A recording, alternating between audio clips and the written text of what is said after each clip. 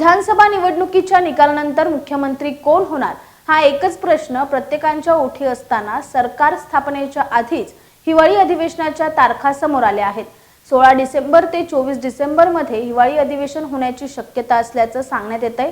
दरम्यान नागपूरमध्ये होणाऱ्या हिवाळी अधिवेशनात नवनिर्वाचित आमदारांसाठी डिजिटल आसन व्यवस्था असणार आहे। यासाठी युद्धपातळीवर काम सुरू झालंय। दरम्यान हिवाळी अधिवेशनाच्या आधी सत्ता स्थापनेसाठी एक विशेष अधिवेशन मुंबईला होणार आहे। त्यासाठी 288 आमदारांपैकी 78 आमदार पहिल्यांदा विधानसभेत पोहोचले आहेत। राज्यात विधानसभा निवडणुकांचे निकाल लागून आठवडा होत आला असून मुख्यमंत्री कोण होणार याची उत्सुकता शिगेला पोहोचली। दरम्यान सरकार स्थापनेच्या आधीच आता हिवाळी अधिवेशनाची तयारी सुरू झाली आहे। नवीन महायुती सरकारचं हे पहिलंच हिवाळी अधिवेशन असणार आहे। सरकार स्थापन झाल्यानंतर ऐनवेळी तयारी करणं शक्य नसल्यानं आता नागपुरात हिवाळी अधिवेशनाच्या तयारीला गती आली आहे।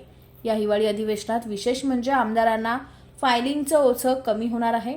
विधानसभा सभागृहात आमदारांच्या आसनासमोर सभागृहाच्या दैनंदिन कामकाजासह इतर माहिती देणारी डिजिटल स्क्रीन बसवण्यात येत आहे, ज्यामुळे आमदारांना सभागृहाच्या कामात सहभागी होताना सर्व माहिती एका क्लिकवर मिळवता येणार आहे। विधान परिषदच्या आमदारांसाठी डिजिटल आसन व्यवस्था असणार आहे।